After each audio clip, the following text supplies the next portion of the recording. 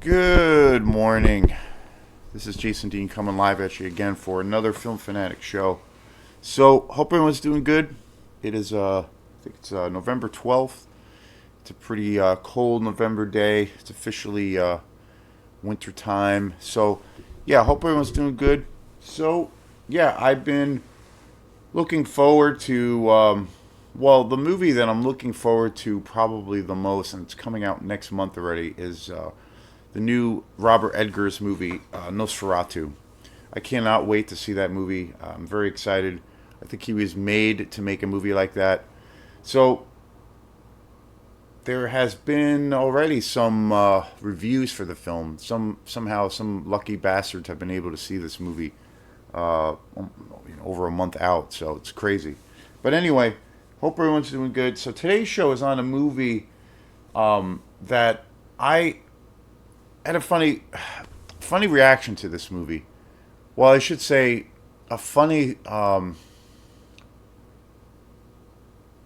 trajectory as to why I didn't see the movie, and then the issues around it, and then when I finally saw it, and then my like revelation about this movie.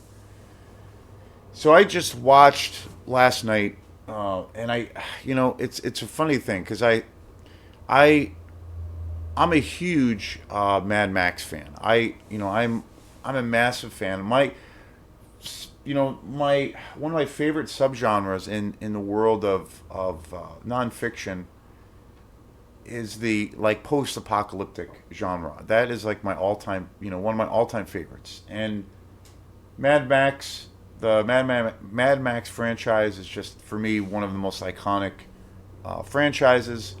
The only film I think is not that I don't really like at all, and I've always kind of to a degree disregard it, is Mad Max Beyond Thunderdome. Other than that, all of the films are just amazing. My first introduction to Mad Max was The Road Warrior. Uh, just an amazing film. And then after that, years later, it was funny. I didn't see the original Road Warrior till many years later.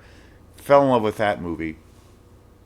And then, of course, Fury Road, which, again, is a movie that just blew blew me away in every way possible, and I think blew many people away at the time when it came out. It's hard to believe it came out in 2015, so it's been quite a few years. It was announced a few years, I think it was like 2 years, about 2 years ago, that there was going to be a another Mad Max film, but it was going to take place. It was going to be about one of the main characters in Mad Max, Furiosa, who was played by Charlize Theron. That was announced, I believe it was almost like 2 years ago already, which is hard to believe. The film was going to act as an origin story, if you will, or prequel to Fury Road. And it was going to be really about the character Furiosa, who was played by Charlize Theron. And this was going to be her life brought to the big screen, her origins, how she became who she was, coming from um, total enslavement and just a character, truly rising from the ashes. And Anna Taylor Joy was going to be playing Furiosa, but as a kid or as a younger person.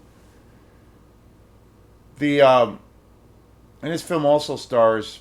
So I finally watched Furiosa last night with Chris Hemsworth, Elsa Pasky, Tom Burke, Charlie Frazier, Sean Mills, Ayla Brown, and of course Anna Taylor Joy, who plays Furiosa, and of course directed by the one and only George Miller.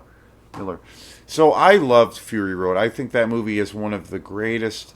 I mean, and I consider the most of the films. I think the first two Mad Max films, Mad Max, and then also the Road Warrior and Fury Road. I think those are some of the most important and some of the greatest and some of the most iconic action movies ever made.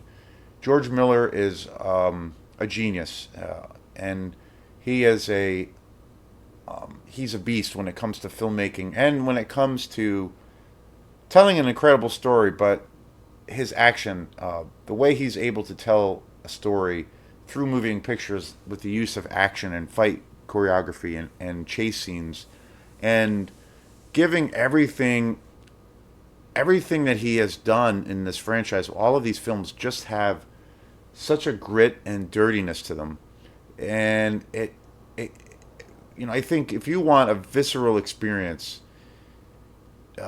with a lot of heart and soul, you can't get any better with these films. And Fury Road, again, that came out in like 2012 or 2013. So it's been many, many years. And so about 2 years ago, it was announced that they were going to make this origins story. And there was initially a lot of hype. And Fury Road was very successful in the box office.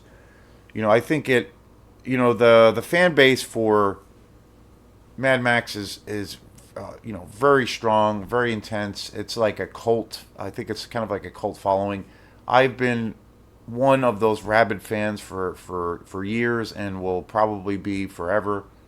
Some of my favorite films of all time. Again, like I said, I think some of the greatest, if not the greatest, action movies ever made. And George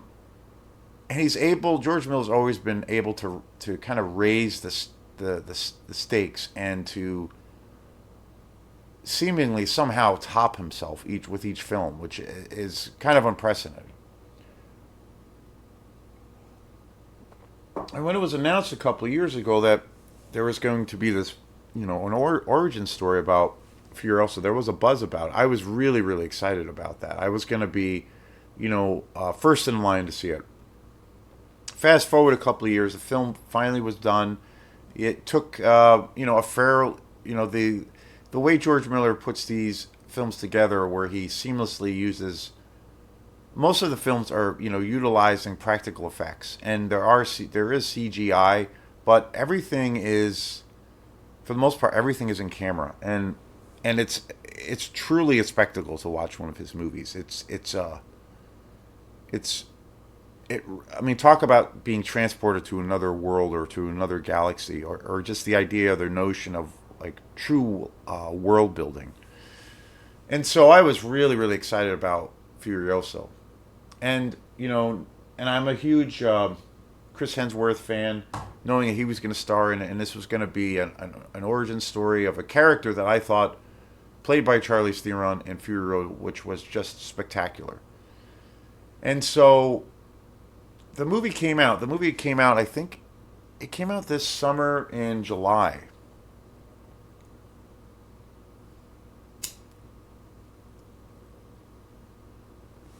And pretty much from the beginning, I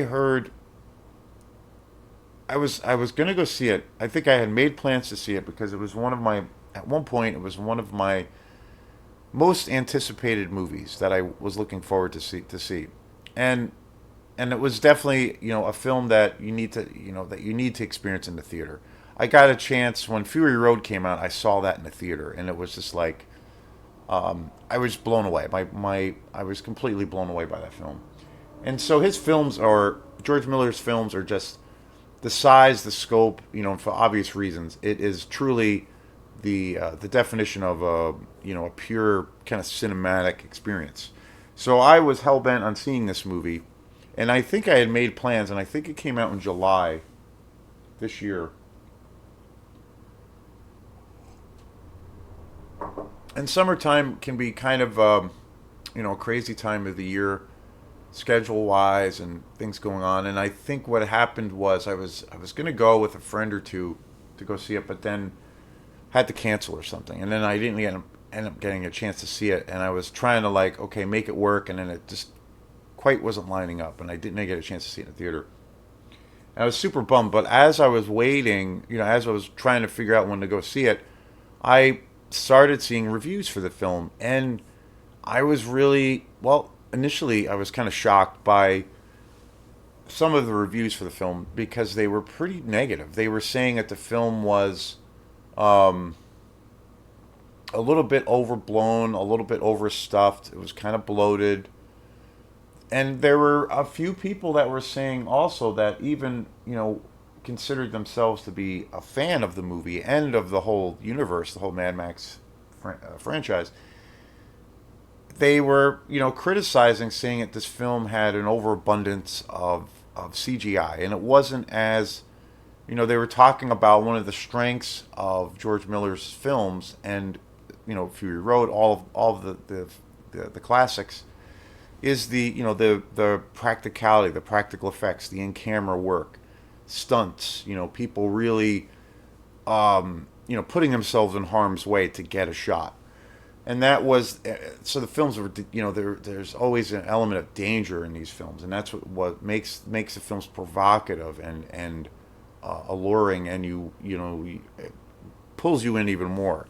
And I saw some people talk, YouTube folks and reviewers say that there was to a degree too much reliance on CGI, and that it it like aesthetically was a breakaway from the other films because of the CGI and what have you. And again, I had not seen the movie at that point. I had tried to go see it, and uh, plans fell through, and it was tough trying to find out or to figure out another time to see it in the theater. And I was super bummed by that. And I was really surprised by these reviews, even for the most part, positive reviews. People were raving about um, some of the acting. Anna Taylor Joy and Chris Hemsworth. People were really raving about their performances, but they were saying that the film was again these, and there were people also, a few critics that were even saying that they felt the film was they enjoyed it, they thought it was good, they didn't think it was as good at really at all as Fury Road. They felt it was a little bit of a departure. There was too much of a reliance on CG effects, and that the film was a little bit too overstuffed, and the story wasn't quite as strong, and that the film was too long. And these were even reviews by people who said that they liked the film. So I was like, huh, what the hell's that about? And and at that point, it's funny because I did not watch any trailers for the movie. I had heard about it, I had been following it. There was a lot of updates on the film's progress that were being posted on Instagram from the studio. And so at that point, I ended up watching a trailer for it because I hadn't watched the trailer. And I have to say, honestly, when I first saw the trailer for, or at least there was a few trailers that came out for Furiosa. I think there was probably three or four, a couple like teaser trailers, and then at least two big, 2 or 3 minute trailers. And I've said a lot in the past about my views on trailers these days, that I think trailers basically are film, like it's an entire film synopsis. Most trailers now give away everything, and you don't need to really see the movie. The trailers, for the most part, are just awful. They give away key points, plot points. They give away even the third act of the film most of these days, and it's this really terrible marketing ploy that studios use that I think often backfires to try to get people in the seats. There are occasionally really good trailers. I think one of the best trailers I've seen is for Robert Eggers' Nosferatu. It's just that's how you do a trailer. Like it leaves you with questions. It piques your interest, pulls you in. You want to see it. You want to see it, and there's no big giant reveals. We all know the story, but still, he's probably going to do something a little bit different with it. But anyway, it's very rare to get a really great trailer, I think, these days. So anyway, I saw the trailer at that point. I saw the trailer for Furioso, and I thought the trailer. I have to be honest. I thought the trailer. I was kind of disappointed with it.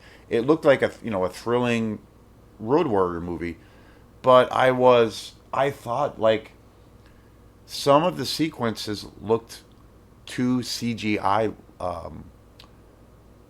laden. It did look like there was a heavier, much heavier reliance. I mean, Fury Road had CGI in it, but it was um, the base and the focus of it was, practical effects, and it was the way George Miller was able to blend technology and practical effects was, I felt, completely fucking seamless. So I didn't notice it at all.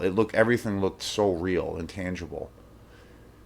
But when I saw the trailer for Furiosa, it felt like it was so there was so much of a use of CGI that I felt like it was distracting, and I got worried. I was like, oh my god, is this true what the critics are saying? And the one of the other criticisms that I heard a lot about, once Furiosa came out, it bombed. It bombed bad. It did not make even close to the money back. The movie was a financial disaster. So, and it was a really big surprise that happened. Again, I had not seen the movie at that point, and I was, kind of saddened to hear that because I'm a huge George Miller fan. I think he's one of the greatest film directors around, and I think he's one of the most important directors. He is a fierce maverick of an artist, and he's no bullshit, and he is so detail oriented. And when I saw that it bombed, I was like, geez, that really blows. Like that's really surprising. And amongst that, I saw all of these kind of negative reviews. Some people did say it was very good, but they were also saying at the same time that they felt it was a little bit too long and what have you. And one of the other criticisms that I heard, which I didn't hear anything about before seeing the movie, or even before the movie was released, people were saying, well, what's the point? What's the point of seeing a Mad Max movie when Mad Max is not even in the film? Um, and I was like, wow, like this is kind of crazy. Like, what is that? What is that about? Of course, Tom Holland played Mad Max in Fury Road, and of course, Mel Gibson played in the iconic films before. And so one criticism people were saying, well, what's the point that this movie kind of? I actually heard one critic say that he felt this movie is to a degree almost pointless, and if you're a fan, why would you want to see a quote unquote Mad Max film when Mad Max is not even in this film? And they were kind of belittling and saying that, well, who wants to see a movie about a character that is kind of one dimensional and only plays kind of a smaller role in the universe? And so all kinds of negative things. And then the movie eventually came out on DVD, and I have two good friends that told me that Furiosa was actually just an incredible fucking movie. So the other day, yesterday, I went and I finally rented it and I watched it on DVD. I wanted to get it on Blu-ray. I went to Opera House Video and I rented it on DVD. And I have to say, I was um, completely blown away by this fucking movie. This movie is a masterpiece. I honestly feel this movie is just as good as Fury Road, and at times I'd almost go as far as saying it might even be better because some of the action sequences are just there are so many wow moments. I literally was saying, "Holy shit, fuck me, wow," out loud while I was watching this movie multiple times. And I would easily say that this film is just as good as Fury Road, and at times maybe even more thrilling.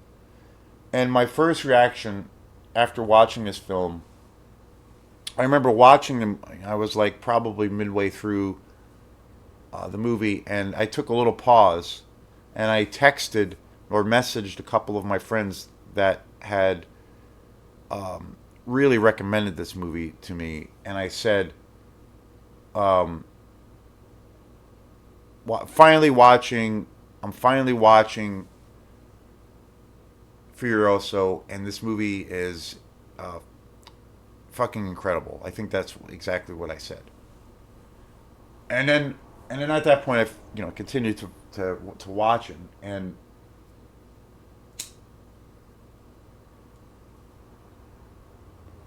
and my first reaction was, I was like, all of these folks, mostly critics and people on YouTube and people that even like the film, just kind of, still they still in their own way would shit on this movie. And I heard nothing but negative things about this movie for months. And my first reaction after watching Furiosa was like, fuck all those people. Their heads are up their ass. They wouldn't know a good movie if it came and bit them on their right ass cheek. That's literally my reaction. I was just like, fuck all these assholes. And I don't usually get angry over a movie per se, but I'm like, this movie is absolutely uh, brilliant. I mean, it's a masterpiece. You know, Chris Hemsworth is just dynamite, dynamite. I mean, talk about a great character study, gripping suspense. Um, Anna Taylor Joy is amazing in this film. She takes on a role that is playing Furiosa that's really complex, and the way they're able to tell the narrative from when she was an infant to where she becomes this warrior is amazing, and the way they're able to blend her kind of trajectory and her development as a human trying to survive after being basically enslaved and destroyed, and all of her freedoms, her family, her mother, everyone being slaughtered around her. um, Anna Taylor Joy is just incredible. Chris Hemsworth is just absolutely spectacular as Dementus. And the thing that I, again, reflecting back on all of the negative things that I heard about this movie, where people were saying, "Oh, what's the point of, like, who wants to see a Mad Max movie without Mad Max?" Because of course this movie is more or less an origin story of the character of Furioso. So there is no. I do believe there is one little scene where they show Mad Max, and I do believe that's what that was. And I thought it was like, wait, that's Mad Max. But he is not a character at all in this movie. He's nowhere to be found. And at the end of the day, I didn't miss him at all. This movie was incredible. And people were saying, "Well, who wants to see a movie? Who wants to see a Mad Max movie without Mad Max? Who wants to see a 2.5 hour movie about Furioso, who is kind of this, like, one-off character who is not this, who isn't like this integral part to the whole franchise?" And I'm just like, that is the most ridiculous thing, because I think this movie. The other thing I say that is incredible about this movie is that this movie truly is the definition of a standalone movie. I honestly think anybody off the street could go in and watch Furioso without having to have seen any of the Mad Max movies at all, and not even know, or for that matter, even have. They could go in and don't even know who George Miller is, or Mad Max, what is that, or they could have no relation to the Mad Max universe, and they could watch this movie and completely be blown away by it, because it does such a great story.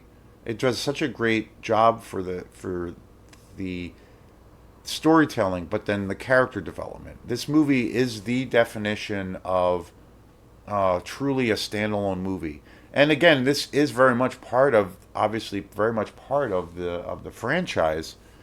But I think this movie might be the greatest, like, standalone movie that I've seen in recent years. That is technically, you know, part of a franchise, but is so strong on its own merit, in its own terms, that it's truly it's truly remarkable, and it's truly its own thing. I think you can watch this movie again without knowing, having a clue about the world of Mad Max. It's a staggering spectacle. Um, there's a lot of heart and soul in this movie. It's there's a lot of emotion. There's a lot of I had so much. There's a lot of Immortal Joe is back, who was the lead villain in Fury Road, and he is just incredible in this movie. There's an abundance of new characters, and George Miller did such a brilliant way of where I cared about everyone that was on the screen. I was invested in